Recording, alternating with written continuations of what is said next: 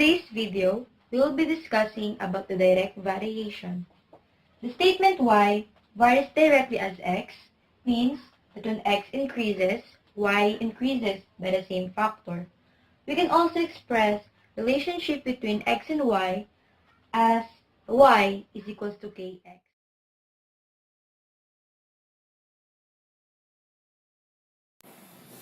For example, if y varies directly as x and x is equal to 16 when y is equal to 8, write the equation and give the value of k. To find the value of constant variations, first you have to substitute the given value in the formula, which is k is equal to y over x. So k is equal to y over x, and then simplify and you will get 1/2. So k is equal to y, which is 8, and x is equal to 16, and then you will get 1/2. We need to solve for k. The solution needed is k is equal to y over x. Then substitute for the given equation. K is equal to 12 over 72. Then divide by 12 or reduce by 12. So it is 1.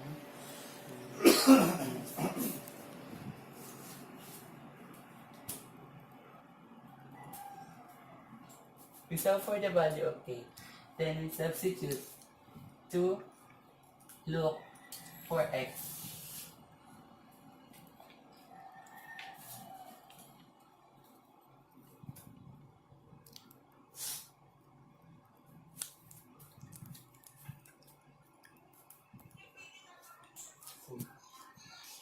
So substitute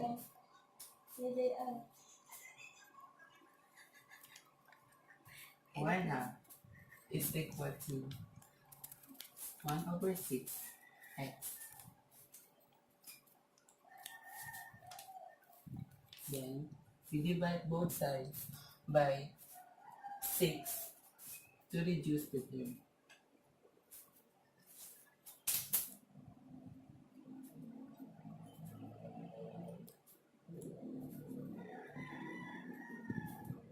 Then reduce it by 3.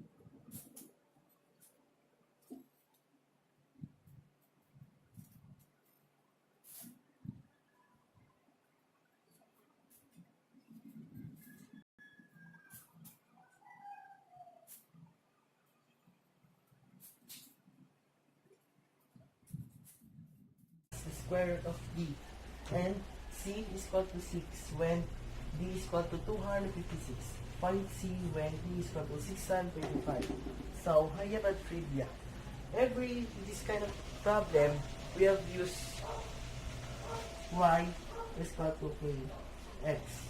So, in this kind of problem, instead use y and x, I should must use y is c is equal to k and square root of d.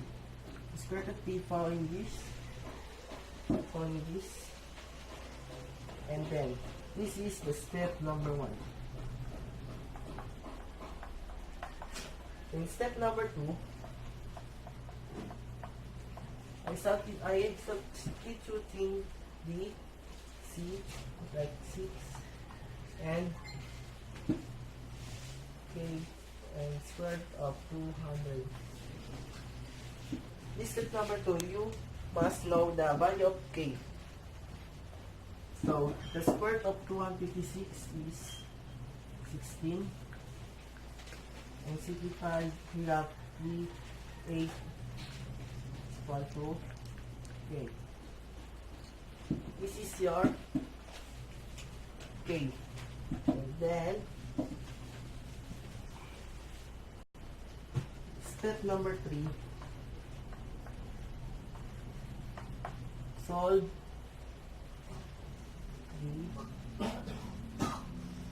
unknown value.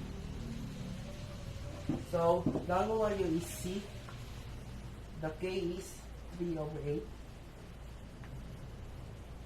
And square root of D is 625. So, C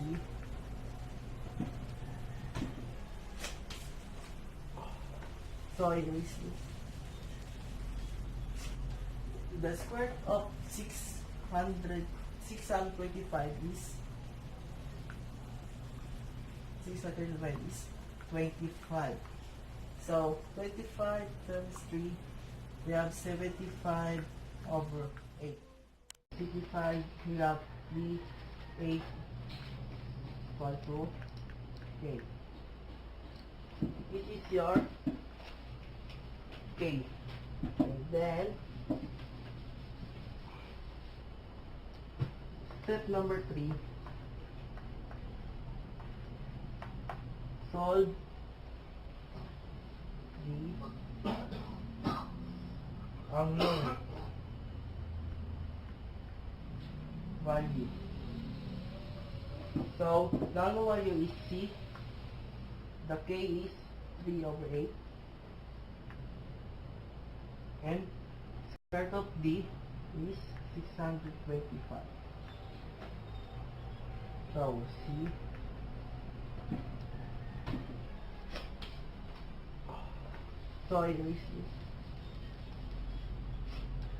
the square root of 625 is 25. So 25 times 3, we have 75 over 8. So the C is 75 over 8. So this is the answer. Thank you very much.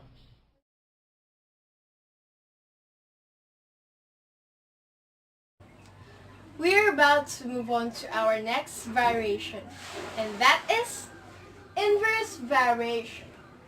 An inverse variation is a relationship between two variables in which the product is a constant. So let's rename the two variables x and y, while k is a non-zero constant. We can read this formula as y varies inversely as x, or y inversely proportional to x. Let's keep in our mind that when one variable increases, the other decreases in proportion, so that the product is unchanged.